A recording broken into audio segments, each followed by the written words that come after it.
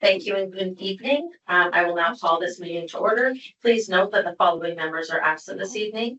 Barb Sear from the Association of Bright Children, Dorothy Petty from Fast World, and Shay Ozoboa from Saubona Afrocentric Circle of Support.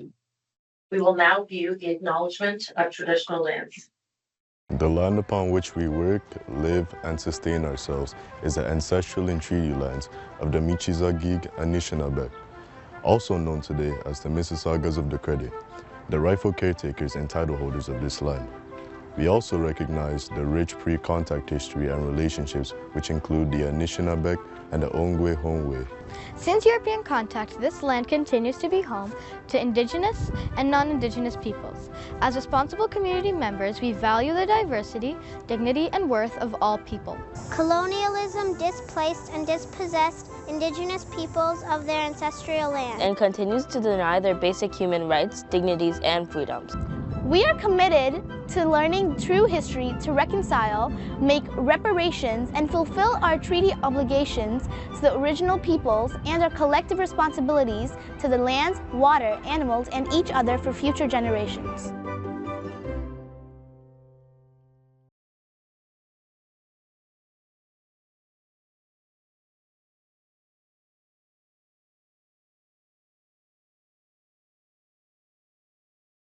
Thank you. We will now move on to section 3, the election of the chair and vice chair. 3.1, election of chair. The first order of business is the election of the committee chair. We will now open nominations. Please raise your hand either in person or virtually online if you wish to put forward a nomination. Please note that a committee member may nominate themselves. I guess I will. Thank you. If I'm called to service again. Thank you. So may I, so Leanne Mallet has raised her hand. Jeff, a second.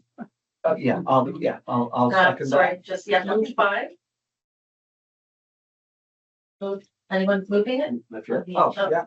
Okay, and seconded by Jeff. Thank you. Okay, all in favor? I don't vote. Okay. Oh, no, there's not voting yet. So are there any other nominations for the chair of the committee? Anil, thank you.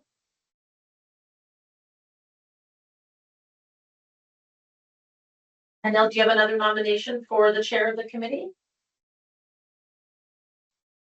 Not right now. No, okay. Mm-hmm. May I please have a motion that the nomination be closed? Trustee Clark, thank you. Moved by member Trustee Clark and seconded by Jennifer Knight. All in favor? Leanne, do you accept the nomination? I do. Okay. I have to keep going. So I have a motion from member Leanne Mallet to appoint member Leanne Mallet as the chair of the Special Education Advisory Committee. Do I have a seconder for this motion? Yes, you do. And member Leanne Mallet is acclaimed as chair. Congratulations, Leanne. I invite you to take the chair seat next to me, and then you will now nominate the vice chair. Welcome back. That's her sign. Got the wrong name thing. How did I manage? It could be someone else. I stole somebody's nameplate. That's wrong. Oh, do I have to take over right now? You were doing such a good job. Right here. So we are. Hello, and welcome to our last 2025 SEAC meeting. We are now doing the election of vice chair. Second order of business is the election of the committee vice chair. We will now open nominations. Please raise your hands if you wish to put forward a nomination, and please note a committee member may nominate themselves.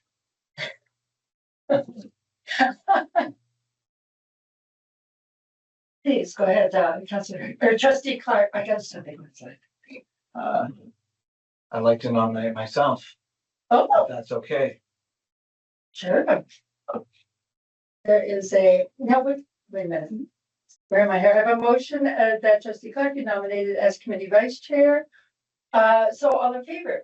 Wait, do we? No, that's just We for do the second for the nominee. Okay, so Any more? Yes. we do need a there's second. Thank you, Jen. Jen is the seconder. Now, are there any other nominees that? Anil has his hands up. No, I'm I still think seconding it, not nominating. I'm Oh, not second. nominating. Okay. it. Supportive. Okay. So Jenna, you are good with that? Just pass it on to, yeah, trustee Clark. Look at you. Yeah.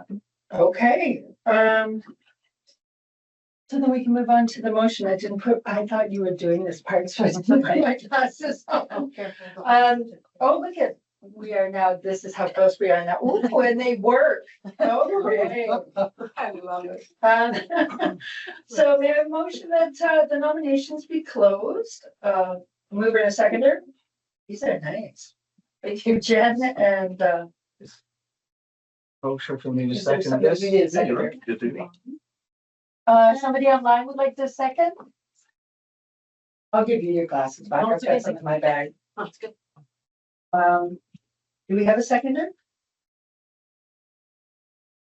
I mean, am I gonna have to second my own? No, no, you're good, Okay. Oh, right. I'm not allowed to. Oh, anymore. dang. Yeah. In spirit though, Jeff. Yes, we did ask for, can we have a seconder online? And I am just That's unable to, Pass that on. just, Yeah. anybody can put up their hands. Okay, sure, I'll do that. That's real. Pardon Okay. me? Anil. Oh, I know, we'll be seconding that, and, then all in favor. Okay, we have a new vice chair. Okay, so do I move over? I think you do. Yeah. So yeah, come on up, it's the awesome view to the front. All alone now, Jeff. Congratulations. Okay, Congrats, Jeff. and so you can be back. Okay. So I have a motion from, and was it member, Jen Knight to appoint a member trustee Clark as vice chair of the Special Education Advisory Committee. We need yet another seconder for the motion. Can that be me? Okay, I am the seconder. And then once again, all in favor. So we'll raise our hands once more. And so congratulations, You. trustee Clark.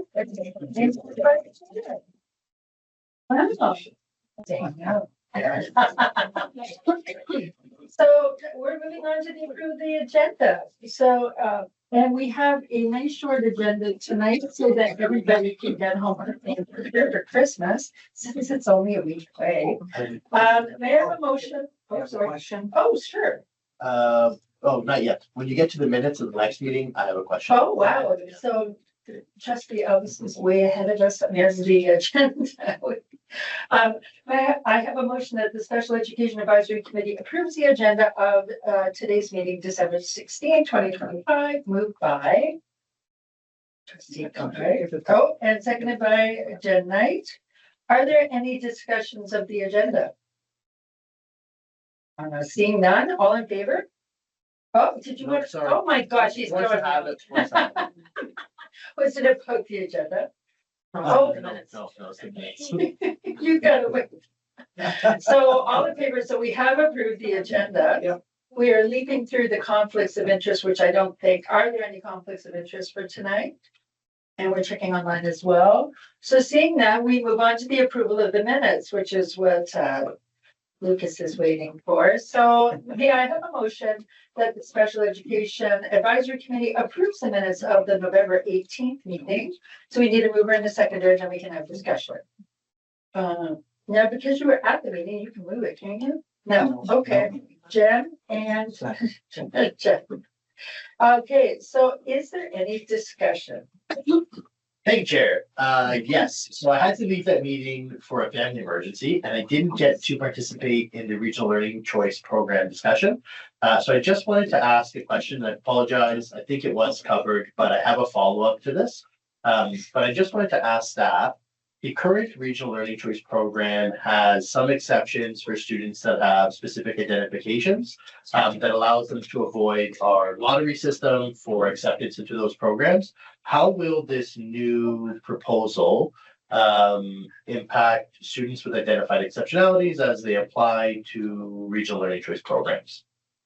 So through you, Chair, the team who oversees the regional choice program shared some data around that the acceptance rates for student exceptionalities were not where they found the concern, that the concern was really in the number of students applying to the program itself.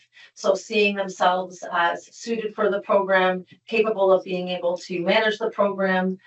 So they had committed to ensuring that students with exceptionalities were encouraged to apply and have already started that learning. They've done some learning with our individual education resource teachers who sit at student review meetings and connect with families. And they have other aspects of reach out to try to reach students with exceptionalities to encourage increased application was where they wanted to spend more of their focus. Thank you. And sorry, just through you, Chair, are we removing the lottery process for those students who do apply?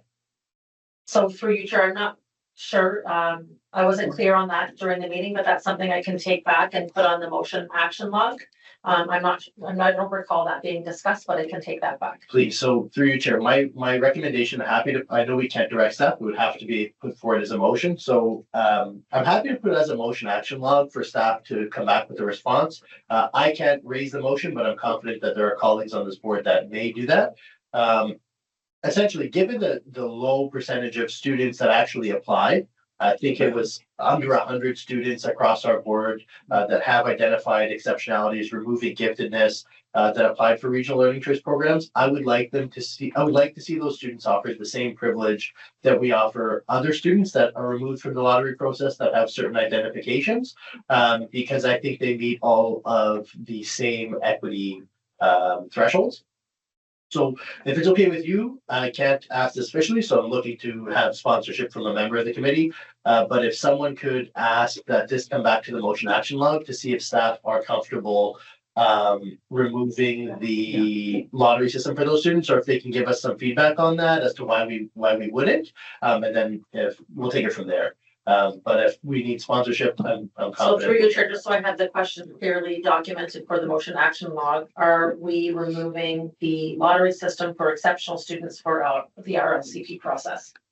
Correct? Yes, that is correct. I'm looking to my colleague Jen Knight to see if there's anything she wants to add to that question. Yeah, so my understanding from the presentation is the answer is no. Already, we already know the answer, so we might want to put a notice to bring the motion back to the next meeting to request that. That's our next step, probably. Because my understanding from that meeting last is that it was not going to be removed. The lottery would stay in place. So I thought you meant the lottery for all students, because there was talk about the lottery process, but lottery just for exceptional, I had the same understanding, but I wanted to double check. Yeah, so I think we need to take next step tonight and do the notice of motion, I think. Okay, so I can't do that. So if one of my colleagues would like to put forward a notice of motion, I think that would be an interesting topic to bring back for the next meeting. Yeah, that would be later. Yeah. Like, so to have that placed on the motion action log. No, so they want to put it as a notice of motion, so it's gonna have to go in section 14. Okay. And then it won't go on the motion action log, so trustee Clark will need to raise it in section 14. Okay, great. Thank you, Chair, for the allowance. Of course. Any other questions or comments about the minutes of the November 18th meeting? Jen, are you looking further away from her? Slowly moving towards the door. Any other questions about the minutes? Since the discussion is complete, all in favor of accepting the minutes? Yeah. Okay, that is moved. Sorry, can I just ask a question, a point of clarification, because I was trying to follow along. So is it that we will submit a motion and then superintendent will then take it back to the department for consideration of removing the lottery for kids with exceptionalities? Is that the process? So now we submit a motion and then that will then be considered further? Sure. That would be, yeah, so trustee Ellis, go ahead. Thank you, Chair. Hi, Jazzy, it's Trustee Alves. Given what we heard from member Jen Knight and the chair and Superintendent Claudine Sicano, what Trustee Clark has put forward is he's made the committee aware that later in the agenda, he's going to submit a notice of motion so that at the next Special Education Advisory Committee, he can bring forward a motion to amend the policy. However, he would like to have it amended, and I'm sure that he'll consult with you and other members of the committee to understand how we can better bolster this program. And I'm sure he'll work with staff to figure out, if they have any suggestions on which way they should go or any recommendations based on the presentation they gave last meeting. But the way that it'll work is Jeff's giving notice now so that next month he can bring forward a motion, and if he's lucky, it'll pass. Okay, thank you. Any other questions? Okay, then we would move to all in favor of the approval of the minutes. All in favor, those are adopted. I believe there's no delegations for this meeting, so we are moving on to the superintendent's report. Thank you, and through you, Chair. I'd like to begin by welcoming our new trustee members, Trustee Cole and Trustee Joe Hall. A special welcome back to Trustee Clark and Trustee Elves. We look forward to your contributions and partnership on SEAC and know you will bring the Peel community voice to our conversations. Congratulations to our newly re-elected chair and our newly elected vice chair. Your leadership will be instrumental as we work together to ensure that students with exceptionalities receive the support, resources, and access to education they are entitled to, always with high expectations for success.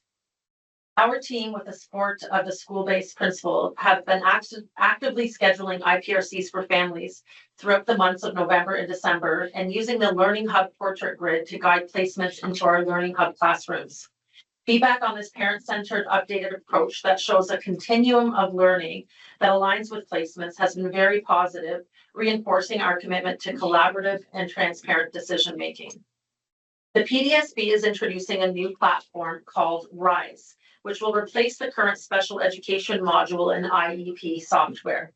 RISE is designed to support all students across the board while also making special education planning easier and more accessible. With RISE, teachers can work together to build a student portrait that brings information such as the student's strengths, needs, interests, and helpful strategies into one place. This makes collaboration simpler and more effective. RISE will be introduced in phases starting in January. The first phase will include the student portrait, IEPs, and safety documents. Families will notice a few changes. The IEP and safety documents will have a new look. Digital copies will be available, and parents will have the option to sign these documents electronically if they choose. In addition, reporting on alternative goals will now be provided through an alternative report card. Training sessions for educators were offered over the past 2 weeks, and we are working on creating more training resources in the new year. The second phase will impact internal management of meetings like IPRCs and student review meetings and service referrals. This is expected to roll out in the spring. At this time, after collaborating with LTSS, ONSIS data is not yet available, and it will be shared in the March written report. Additionally, a more comprehensive, updated, and proposed program changes will be provided in January to align with staffing timelines and budgetary decisions.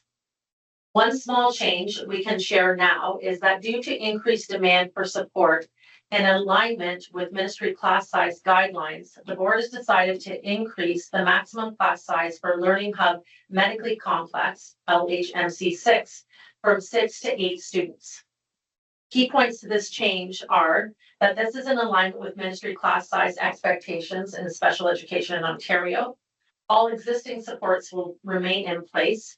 This adjustment ensures equitable access for students and families seeking specialized supports. This does not mean all classes will have students placed immediately, and in fact, it will impact very few classes immediately. IPRCs will be scheduled in the new year, and placements will occur in some locations after IPRCs. Decisions as to what placements will have increased students will be made thoughtfully, considered individual student portraits, the level of support required in each classroom, and the equipment and resource needs. All changes will be communicated with staff and families and will be reflected on a chart that will be shared with SEAC and documented and updated in the special education plan. I would now like to share a video that shares the remarkable blind hockey experience organized by our Vision itinerant teachers for students on their caseloads on November the 12th. Students skated alongside the OHL Brampton Steelheads, shared a pizza lunch, and explored the CAA Center Arena in Brampton, building confidence, skills, and a strong sense of belonging throughout the day. This event showcased our students' courage, enthusiasm, and willingness to try something new, while also reflecting the care and expertise of the staff who made it possible. It was a powerful example of inclusive programming at its best, and a day students and staff will remember with pride. On Wednesday, November 12th, our students took part in an unforgettable blind hockey experience day, an event filled with enthusiasm, courage, and incredible moments of growth. The day kicked off on the ice, where players from the OHL Brampton Steelheads joined our students for a truly inspiring morning. Skating side by side, the Steelheads offered guidance, encouragement, and steady support. Whether students were stepping onto the ice for the very first time or building on the skills they already had, each one showed determination and a whole lot of pride. With the mentorship of the Steelheads, our students felt welcomed, capable, and ready to take on the challenge. The energy on the ice set the tone for an amazing day ahead. Throughout the entire experience, our students demonstrated curiosity, confidence, and a genuine excitement to learn. Their positive attitudes, teamwork, and willingness to try something new made this event truly special.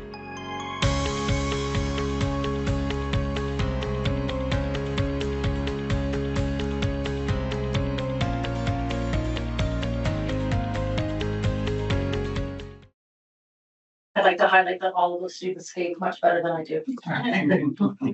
I'd like to now highlight the amazing work of the occupational therapists led by Supervisor Michelle Zillick. With a team of 9 occupational therapists now in place as of January 2025, we are seeing the impact of their work across the school board through a highly collaborative, multidisciplinary approach. These registered healthcare professionals play a critical role in bridging individualized supports with broad system improvement. Through the student review process, they respond to individual referrals by assessing motor development, sensory processing, self-care needs, and regulation. They focus on the design of the environment, use task analysis, incorporate activity modifications, and recommend specialized mobility and sensory equipment to support regulation, engagement, and participation at school. The OTs are driving system-wide capacity building by guiding the design of sensory and gross motor alternative learning environments, called ALEs, to promote inclusive learning environments, overseeing accessibility project requests, and supporting the back care training module for educational assistance as a part of their collective agreement. They are also strengthening our Learning Hub classrooms through ongoing professional development and consultation, ensuring both our physical environments and instructional practices are inclusive by design. We are also pleased to highlight the successful operation of our new dedicated storage and management space for SEAL mobility, sensory, and technology equipment at Morningstar Middle School. The volume of equipment being reallocated across the board has grown significantly, reflecting our ongoing success in recovering and reusing previously deployed items with the support of the occupational therapists. With this new, well-organized, and centrally located space, we can now deliver equipment to schools even more efficiently, ensuring students receive what they need quickly and safely. Additionally, the OT team manages the SEA inventory process, reviewing claims to ensure students receive the mobility, regulation, and sensory equipment that is essential to access and engagement in learning at schools. We now wanted to highlight a few images that would support this.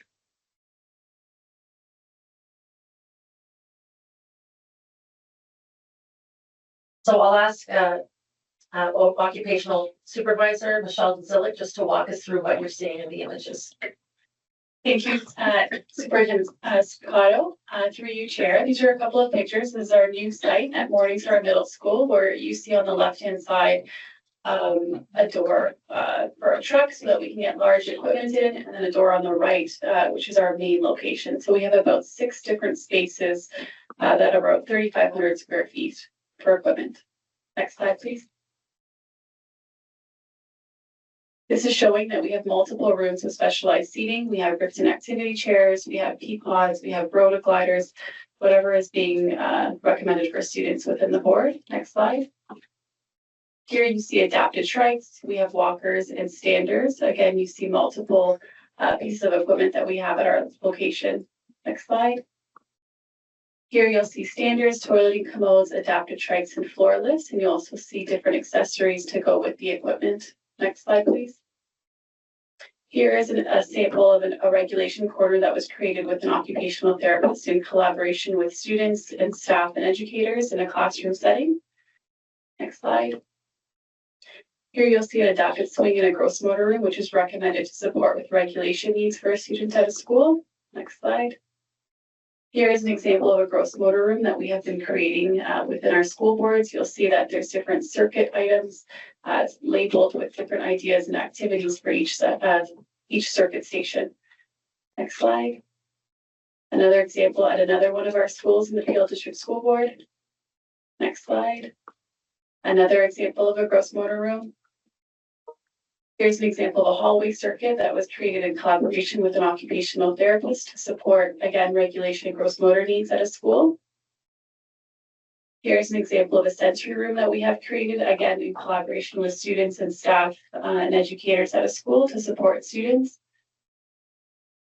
Another example at another school. Another example at another school of a sensory room that we've created. Another example. And then a couple of tools that we recommend as occupational therapists to support students at school. Thank you.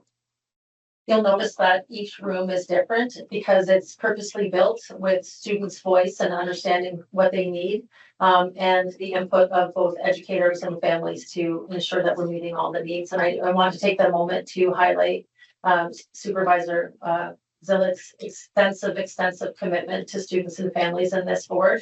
Understanding that within our current budget situation, for her creation and creativity alongside of coordinating Vice Principal Kazmik-Yon to create all of that equipment to house it centrally.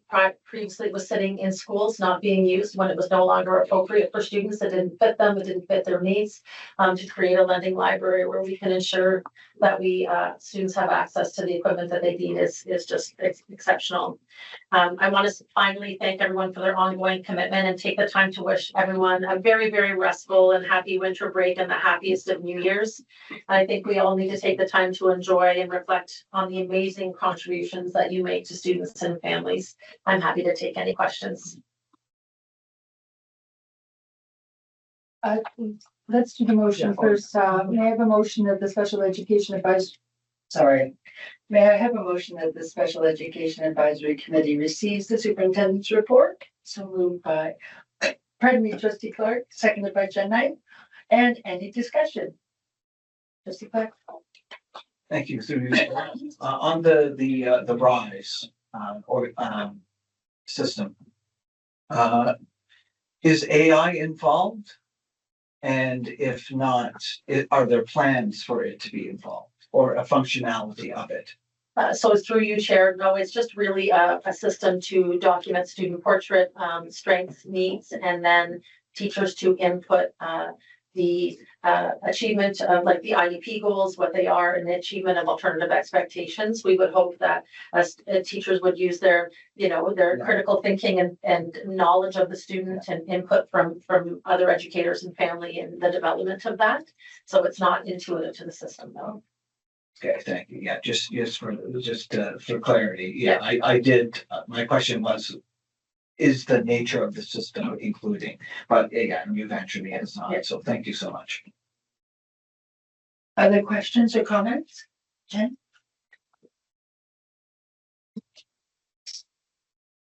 Well, the learning hub changed from 6 to 8. Will more support be included in those classrooms as the students are added?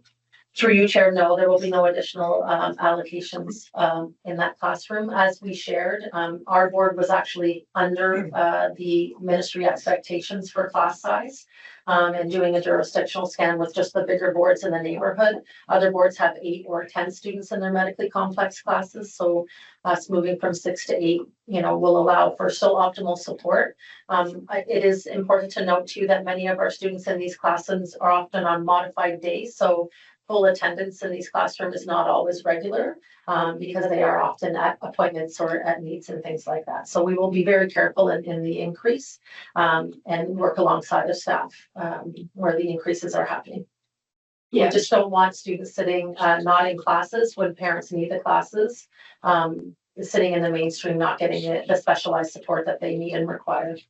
Understood, but from what I've heard from families is that there currently isn't always enough support to do toileting, to do the things that they need for dignity. So I just want to make sure that we're not just matching what other boards are doing and not meeting the needs of our students. So it worries me a bit from what I've heard from families, and that the support is already challenging. So and that's in the medically complex classes. So thank you. And through you, Chair, I would ask that those families speak directly to the principals, and if those requests aren't being listened to, that they reach out to the coordinating principal responsible for that school. So we can do our coordinating vice principals and principals do school visits. In fact, in looking at this shift, all of the coordinating principals and vice principals visited every medically complex class in the school, in the ward, as a part of looking at the jurisdictional scan and what the possibilities of that were. So getting these complaints, no one's. No, I haven't heard anything directly about a lack of staffing in the medically complex, but certainly willing to explore that. Yeah, please encourage people. For sure. Yeah, thank you. Okay. The RISE program for the IEPs. Couple of questions there. How is it being rolled out to parents so they understand how they can get it online, how they can sign it, why it looks different, those types of things? So through you, Chair, we're working on communications now to go out alongside of IEPs. LearnStyle, the vendor, is working on sort of parent information with that. And then we're equipping principals to be able to answer those questions as well. But it's only digital signing is only an option if parents want it. They can still ask for a paper copy and sign in paper. So whatever family's comfort level is, we're just working on those communications now. Are you tracking if you get more uptake now that it's digital? Because I know probably not all parents are signing IEPs and doing those things. So yes. Are we tracking that kind of thing to see? So through you, Chair, we'll be able to track the number of signed and returned ones digitally. There hasn't been a tracking system for, I know school base, there's not a central tracking system for if IEPs are signed and returned and if there's comments on it.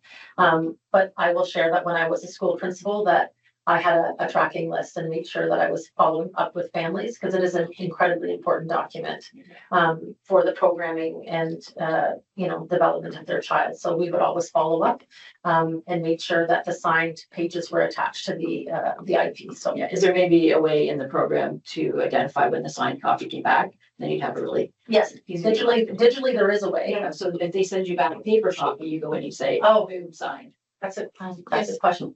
Okay, wait, I'm gonna go to Erla because Erla knows this better. There is a way to say it, yes. Yes, it does. You get a note back where you can say that you've received the signed one and the principal just inserts it. So we should have tracking of everything now. Perfect, good. Thanks, Erla. Any other questions or discussion? Should you move? Sure, yeah, no one else. So inventory tracking as well. Are you tracking how much inventory is getting reused and how much?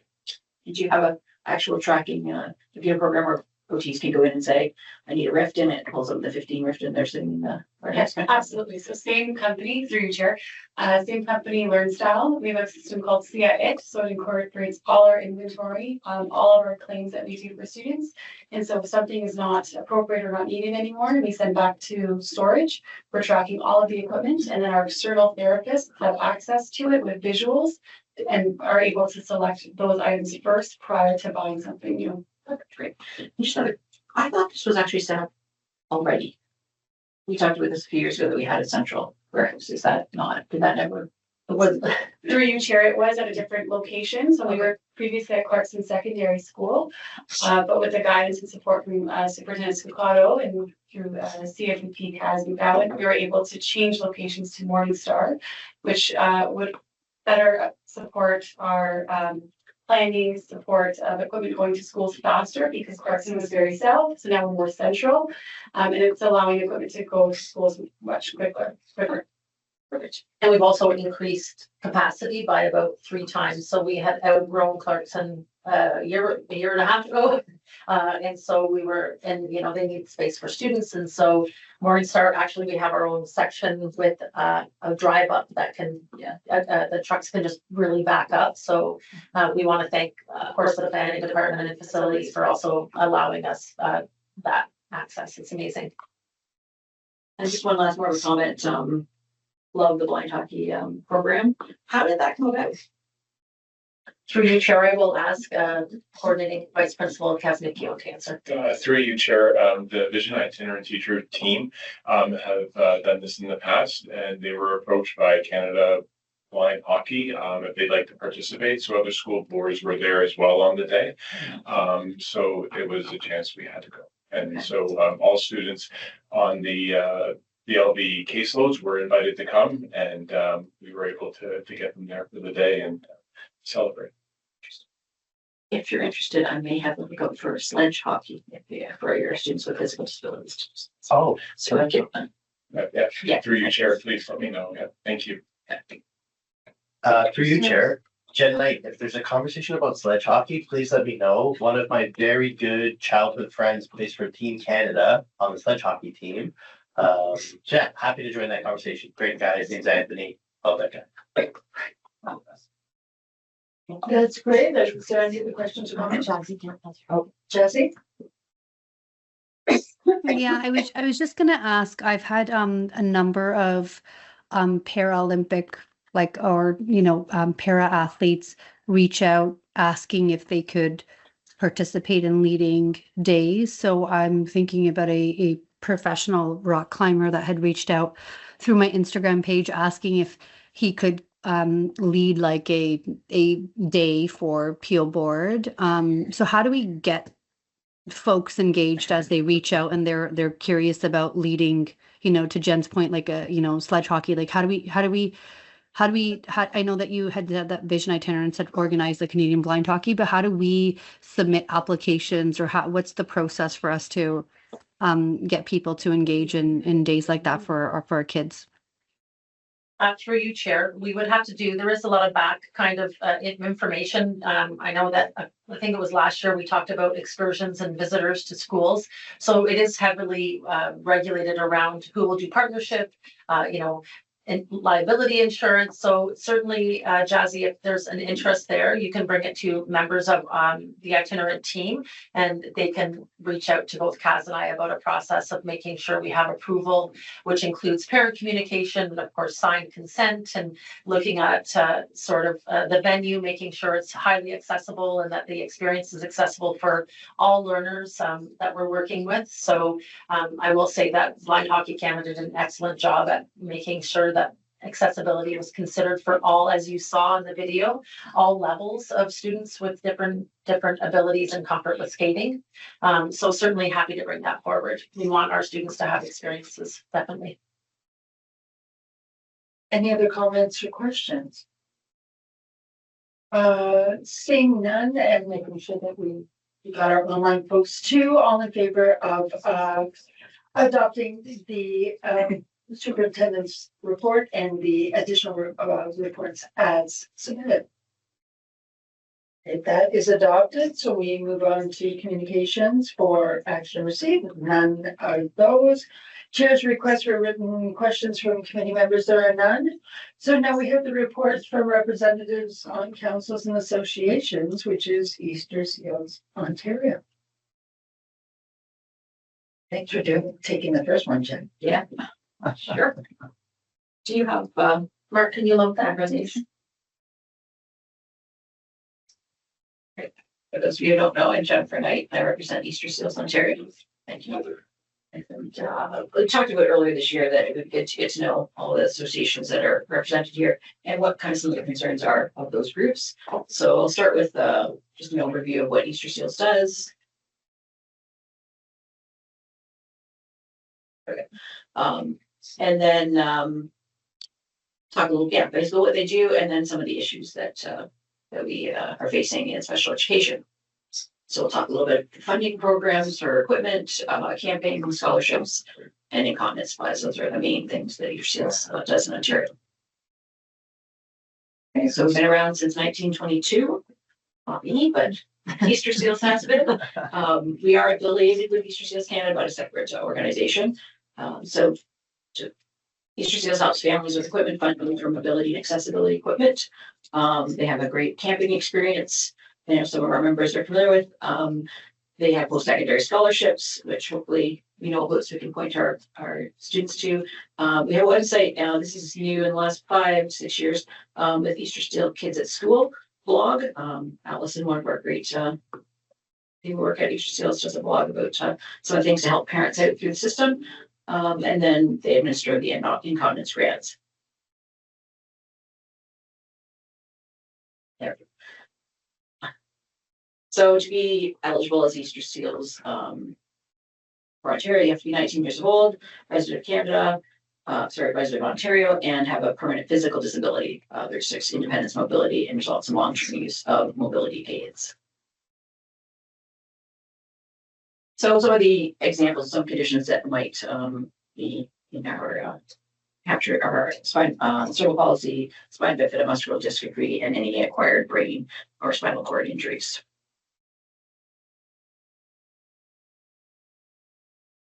So we don't have to read all about this. This just gives us, this is our standard training kind of package. So I'll go quickly through this, but this gives you an idea of our clients as of 2024, the majority of kids we're working with.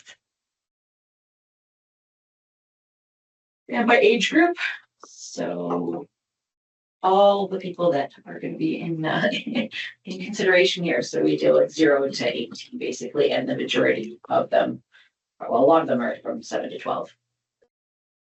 But pretty spread out. Yeah. Oh, I went too far. How do I go back? Just move left. Oh, I see. I'm not good. I'm trying to press down. That's okay. Maybe. So yeah, here's our the equipment funding programs that Easter Seals provides.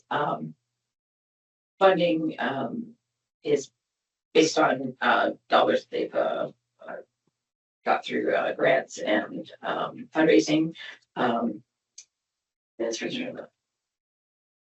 So yeah, okay, basically this one, each child is up to eligible for up to $3,000 per child for mobility equipment. And as any of you who will tease that, that is a drop in the bucket for here for absolutely with mobility. So it's more of the same, 3,000. And then some of the things they fund: wheelchairs, walkers, standers, communication devices, which also are very expensive, orthotics, accessibility equipment like ramps and lifts, and bathing equipment. So this gives you an idea. Oh, I'm going on my screen, but you're seeing nothing. This gives you an idea, if you can see it, sort of the breakdown of what is typically funded. So bath and toilet aids are not funded at all through our government. So they're 100% parent purchase. So a lot of people go to Easter Seals for help with that, because commode can cost you $2,000 to get your child to go to the bathroom or have a shower. Next is accessibility equipment. I'm not sure what they include in that. It's not mobility aids. So I'll have to ask about that, what that green bar is. That might be more modifications, ramps, things like that. And then next is mobility aids, which are your wheelchairs, your walkers, those types of things. And orthotics is a big one. Those are the ankle foot braces, things like that to help our kids walking or just to keep their feet in good shape. And last, communication device. It's a small portion, but a big help for parents for sure. Because I know Carter's first device to speak was $10,000 just for a computer so it really helpful to have that. So the need for funding, this gives you a little bit of an idea, like we were talking about, so they they can provide up to $3,000 a year, but a walker's anywhere from $1,000 to $7,000. And the shower chair, like say $1,800 to $4,000. A power wheelchair, $22,000 to $45,000. It's, you know, more than most of our cars. It's my car. And 8 days at Easter Seals camp, if you were to fully pay for it, would be $2,500. We're lucky Easter Seals fundraises enough that they can send a lot of our kids for very little cost to them, which gives them a great experience. Just so these are our camping programs. We have one Camp Marywood near Ottawa and Camp Wood Eden near London. And they've been operating since 1937, and they own and operate both camps. And it's all based on donor dollars to run these two camps. They even ran during the pandemic. They did a virtual camp, great to at least get the kids something to do. So summer camp, the youth between 8 and 18 years of age. 2024, they helped 373 individual campers. They have a family camp, which we've been to a couple of times, which is great introduction when kids are younger than 6 years old or 8 years old, right? And then they also do an adult camp, the Voyager camp from 19 to 39. Another program that they have is the incontinence supplies grant and top-ups. This helps with diapers, gloves, catheters, those types of things, which can get quite pricey on a day-to-day, week-to-week, month-to-month basis. The ambassador program, we have 2 provincial ambassadors selected every year. We've had some that are Peel students I know of. They speak at events across the province to create awareness and help with the fundraising and just let people know what Easter Seals is all about. This is one that hopefully we know about and are telling our students with physical disabilities that we do have a number of post-secondary education scholarships. So $40,000 was allocated last year for 25 students throughout Ontario. Hopefully Peel's getting some of that. They range from $500 to $2,500 a year, and one postgraduate one for $5,000. So when it comes to special education, we have SEAC reps in all of our boards across Ontario. I think there's only a couple that we're at the moment lacking representatives, but for the most part, we're in every board. We pack on. Okay. So they consult with the Ministry of Education and are a member of PAC on SEAC. And they have the school blog that I mentioned earlier. So if you ever have a parent, it's a great resource for parents. I can send a link for that if it's helpful. Okay, so this comes to the main thing that we want to talk about here is what are the challenges that our families have. Now, I'm just going to state this is actually a little bit old data. We have a census going out or a survey out right now that we will have the information for later in the year. So this, I think, is about 4 years old, but in talking to other families, it's not significantly different. That we'll see with the survey, but it's probably pretty similar. So accessibility in schools is primary. Personal care supports, so having the people there when you need them to have dignity and do the things you need to do. Communication, big challenge for our group. And therapy needs, so OTs, PTs in the schools, getting services that you need to stay healthy. And transportation, another one, to school, from school, school trips, things like that is a challenge. And the big one that you hear from a lot of families is attitudes and understanding that just because the student maybe can't walk or can't speak doesn't mean they don't have something to contribute. It doesn't mean that they're not at the same academic level as everyone else. So just realizing that that's probably one of the bigger ones that students see. So the priorities are obviously fully accessible schools. We shouldn't really even have to say that at this point, but unfortunately it is true that across Ontario there are places, and even in Peel, unfortunately there are places where kids can't get in, but we work to do it. We work to get it there. As access to assistive technology, personal care support, and specialized equipment to support the participation in schools really being a part of what's going on in the classroom. And a lot of times that needs some assistive technology or a different mindset, that kind of thing. And the timely access to speech language, physiotherapy, occupational therapy at school. So this goes into more detail about each of these things. Don't know if we want to can have a quick read through, but something we may not think about is space for storage of equipment, space to do that therapy. Designed for large paratroopers to get around, having doors that are open that aren't fire doors, things like that, so they can be independent and with accessible transportation to from school and for field trips, and not just accessible, but with their classmates. And then access to assistive technology, so the training of teachers and educational systems on the use of AT in the classroom. You didn't see, but you got it hurt. You did. Oh, train staff that can support the communication and with respect to community, and access to equipment and minimal disruptions when equipment is not working. And number 3, timely access to speech and language pathology. So reduce wait times for services and appropriate level of service to support the need. Professionals who are trained and supervised in the delivery of therapies. We've gone a little bit away from this and gone to more of a consultative basis, which is challenging for sure for our students. Therapy goals are incorporated into the IEP, and we try to do that a lot, and integrated planning for students that include teacher professionals from the community. So everyone involved in the planning and the use of all these tools. Red Shirt Day. So we've sent a few emails to and talked about this a little bit. It'd be great if Peel was interested in participating in Red Shirt Day. The thing I like about Red Shirt Day, it's not just a day where we wear a red shirt. We actually encourage people to write down, what am I going to do personally to change accessibility in my little way? So to me, it's not just about wearing your shirt and saying I support these people. It's like what are you going to commit to do to make things more accessible? So I love that. That's great. And some schools have done, walks through the school and or go through the school in a wheelchair and see where the challenges are, things like that. So that's something we do in in May. March is Easter Skills Week. In May, and if feels interested in participating, I can get more information on that. Go ahead. Oh, someone else. Question for Jerry. Thank you, Chair.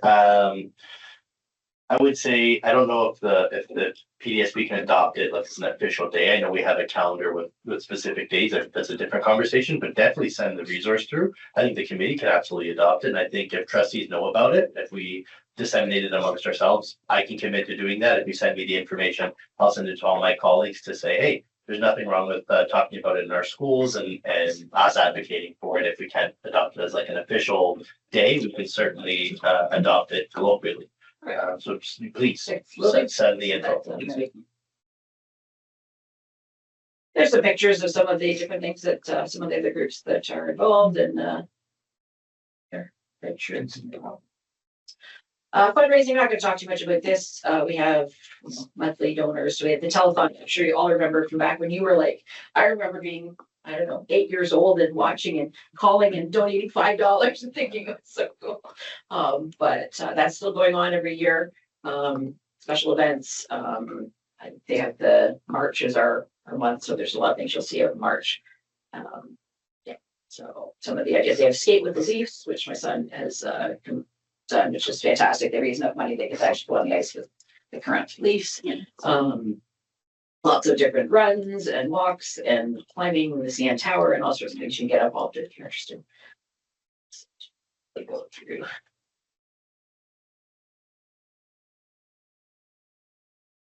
So yeah, they have the direct mail, which most people are probably familiar with. Major events, Leafs.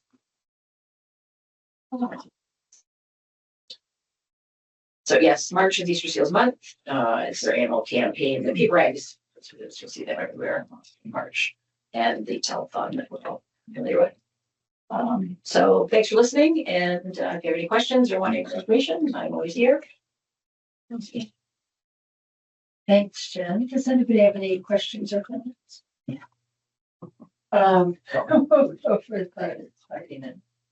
And through you, Chair, I just want to thank you, Jen, for sharing that. It's really important information for our team centrally to hear from families and community about your priorities and how we can align with those priorities. I want to also thank you for taking the risk of going first and encourage other SEAC members to email my assistant Pamela about when you can come on the agenda.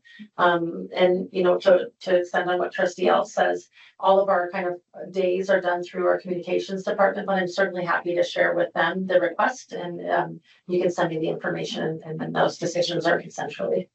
But really appreciate it. It's very powerful for my team to hear that. Thank you through you, Chair. I have a very special place in my heart for the Easter Seals. Easter Seals Society literally changed my life. I was so moved by the mention of Wood Eden because that's where I met my wife. Wood Eden Camp, Easter Seals Camp.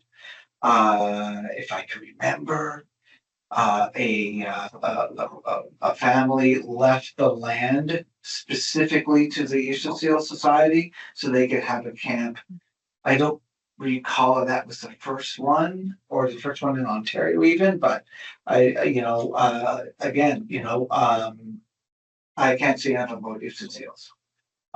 They and all the stuff, about the cost of equipment.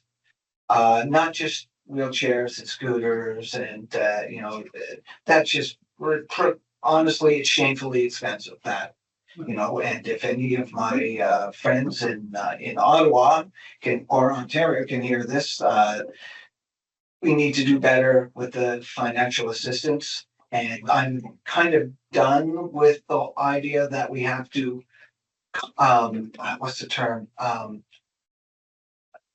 Worry about how much money the people have before we do something like this, because you got to wonder how much money are we spending to make sure that Conrad Black doesn't get it. Honestly, I don't care if he got a wheelchair as long as 1,000 kids that have like families like mine that don't even have a car, and the necessary items to maintain basic dignity.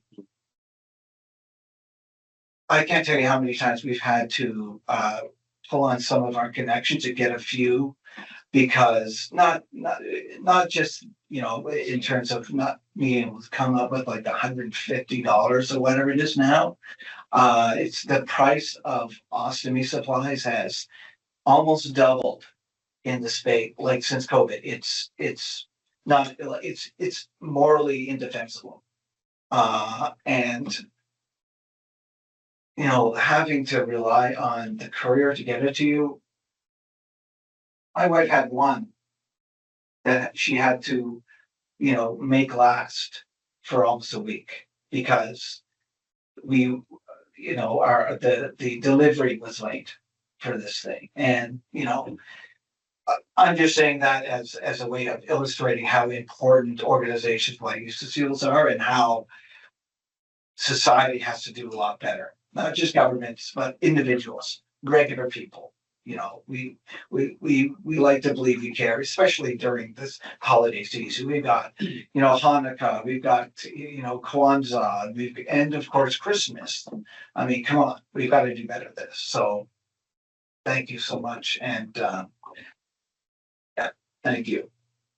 Great. Thank you very much. Are there any other comments or questions for Jen and her presentation? I'm just looking for anybody online.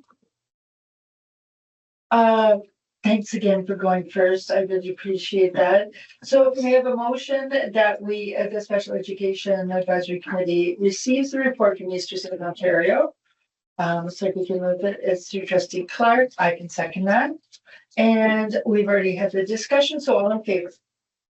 And that is adopted. So we move on now to questions asked of and by committee members. I don't think we have anything on deck with that. And committee member motions for consideration. I don't believe there's anything for that. So on to number 14, motion. Yeah. Notices of motions petition. Yes. So I'll just voice it for Jeff, because Jeff's being sponsored for us. The notice of motion is that at the next meeting, Trustee Clark will be bringing a motion with the support of his colleagues at the table to adopt an amendment to the Regional Learning Choice Program lottery to include students with identified exceptionalities into the, for lack of a better word, the to allow them to step aside from the lottery program, as we do for other students with certain identifications. We'll tighten the title of the motion in the weeks to come, but Jeff Clark will be presenting that. Trustee Jeff Clark will be, Vice Chair Jeff Clark will be presenting that. Thank you. Yes, thank you. And what is it, do we need a motion for that, or are we good? No. It's It's a notice of Excellent. Notice of motion. And are there any other notices of motions or petitions? I don't believe there are for today. So we're on to the motion action line. Thank you, and through you, Chair, we have 2 items pending on the motion action log. Trustee Benjamin asked a question if there were plans for Roy McMurtry to open a section for female identifying students. And the answer is yes, that there are preliminary plans to open a section for female identifying students. Dates have not yet to be determined for when they will welcome students to the Roy. But yeah, the answer is yes. So Trustee Benjamin is not here, but I will certainly call her and share that information with her. And another question came out of one of the reports. What is the percentage of gifted students in comparison to the total student population? So there are 3,105 gifted students in ISELF, which is enhanced learning in the classroom, and Learning Hub programs out of 143,749 students as of October 31st, 2025. So this represents 2.16% of the overall population. So there is 2.16% of the overall population who identify as gifted. Thank you very much. Are there any questions or comments?